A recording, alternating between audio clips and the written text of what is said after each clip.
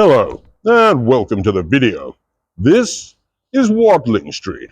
It looks just like any other street in England. However, this is the street down which Queen Mary walked with her supporters as she made her way to her famous boxing match with Queen Elizabeth. This video is the story of that boxing match.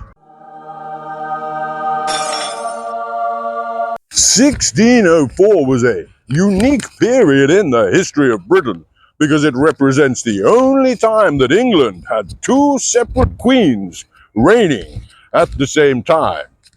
Queen Mary, as discussed, sat on her throne at this end of the Houses of Parliament, and Queen Elizabeth sat on her throne at the other end of the Houses of Parliament. And all of the politicians were caught up here in between them, scurrying about and not knowing which queen they should be serving at any one time. Of course, this situation caused immense chaos and simply could not be tolerated.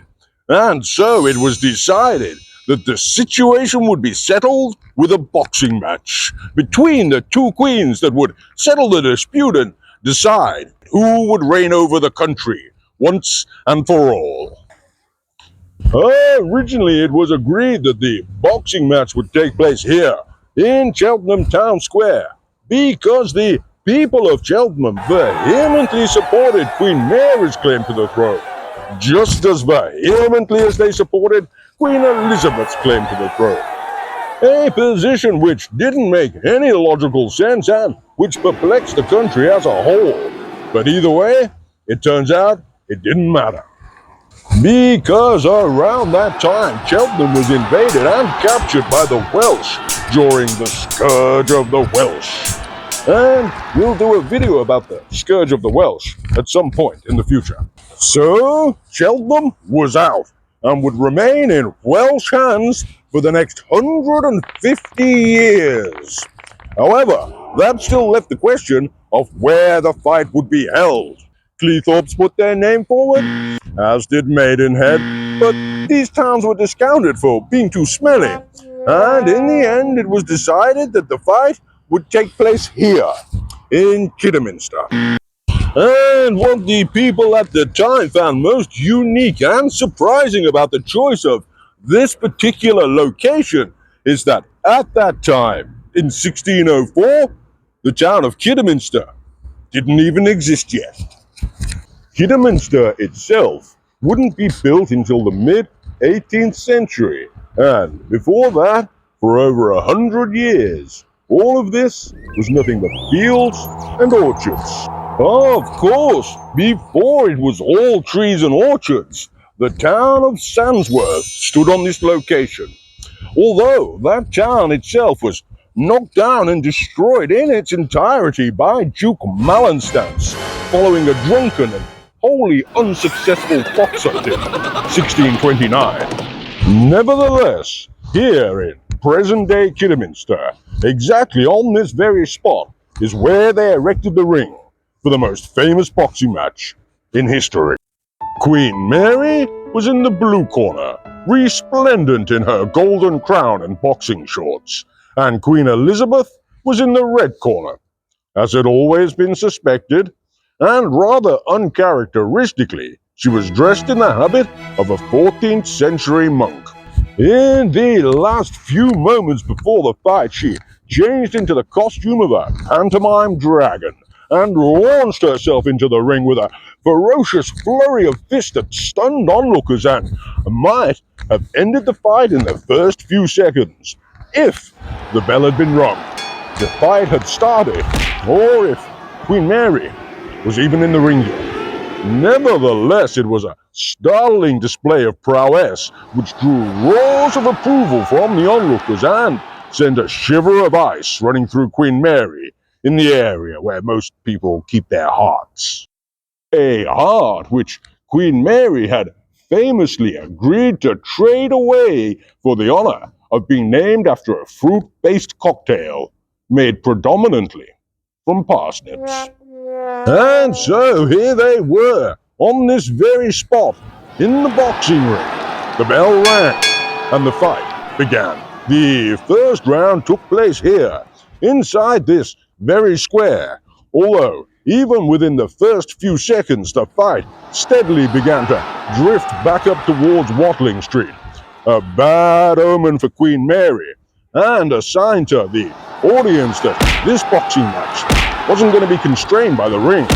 As the two brawling monarchs made their way back up Watling Street, they passed by a blacksmith, which, strangely enough, only shut down last year after operating a business on this spot for over 400 years.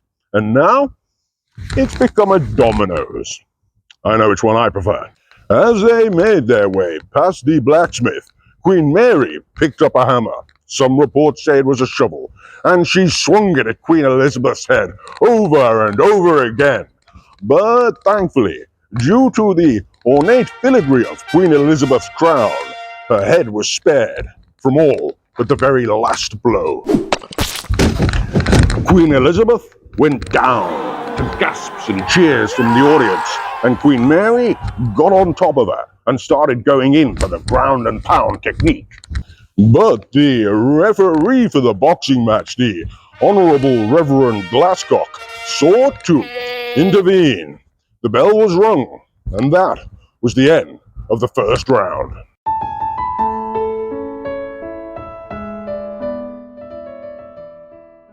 Both pugilists made their way back to their corners, seeking solace and advice, and by the time the bell rang indicating the start of the second round, the fight had already made its way to here, the city of Worcester, some 12 miles away.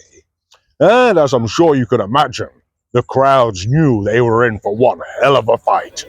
The people of Worcester were entirely unprepared for the duel between the battling monarchs and for the influx of a screaming mob who had suddenly overwhelmed the city. Many families fled from Worcester altogether and still haven't returned to this day, while others just relaxed and got into the whole vibe of the fight, punching and kicking out at anyone they could in the crowd, just for fun. But that was just a sideshow. The main event was going on up here in a makeshift circle that had been formed by hundreds of onlookers around the two famous queens. Queen Elizabeth, still concussed from the hammer blow, lay in the one corner, blood pouring from the wound in her head.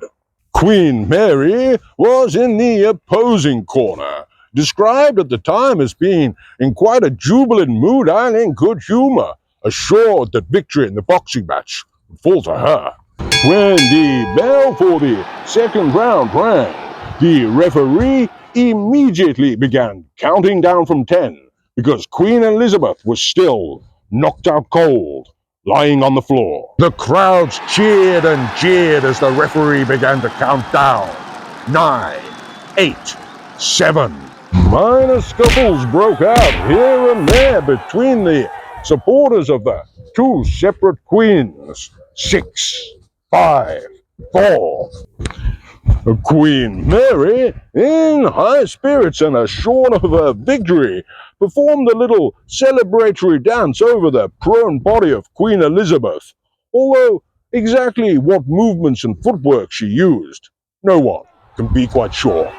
3, 2, 1. But then, at the very last second, just as the referee was about to declare the fight a draw, the eyes of Queen Elizabeth sprung open with a fiery zeal, and she leapt up off the ground.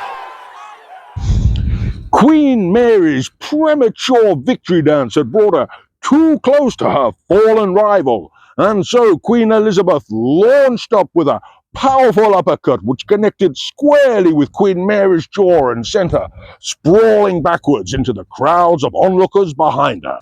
Roars and cheers filled the air, and the fight continued.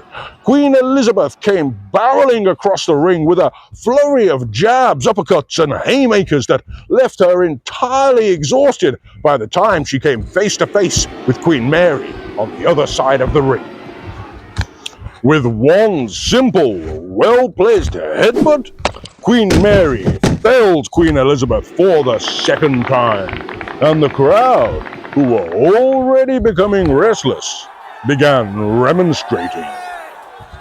Queen Elizabeth, with blood still pouring into her eyes and struggling under the weight of her pantomime dragon costume, staggered to her feet here at Tewkesbury Abbey.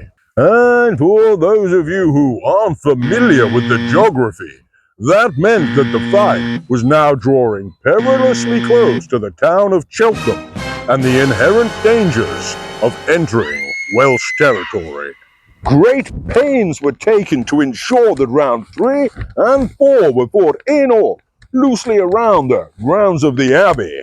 However, by round 5, those officiating the fight had been so drawn up into the frenzy of the crowd that they relinquished all orders to try to constrain the fight, and they allowed the boxing match to continue on down the road. Rounds 5 and 6 were fought along this road, every step bringing them closer and closer to Cheltenham. Amongst the crowd there was great speculation about what would happen when the two queens reached the town, and as things progressed and they steadily got closer and closer to Welsh territory, more and more of the crowd began to disperse until, in the end, all that was left was only a few hardcore fans of just a few 100,000. Not enough to stand up to the scourge of the Welsh, but enough to give the crowd bravado enough to think they could even try. Round 7 and round 8 were fought here, just outside the town. Naturally, the people of Cheltenham, being great supporters of both queens as previously stated, came rushing out here to witness the match that they so nearly got to host themselves. The people of Cheltenham threw open the gates for the two queens, and the battle rolled on, moving into the town square. And so, it was here, on this very spot, where a makeshift boxing ring was formed by the Welsh Scourge during rounds 9 and 10. And then, at the end of round 10, they invited both queens up into the boxing ring, and they cut Queen Mary's head off, as we all know. And so that, of course, is the story of how England got one of its most beloved and long-lasting monarchs. Queen Elizabeth was, of course, released shortly after the fight. The other few 100,000 English peasants were, of course, killed by the Welsh Scourge. But England had chosen its new queen, and it was a decision they wouldn't regret for nearly a year and a half, until the Great Lamb Panic of 1606. But that is a story for another video.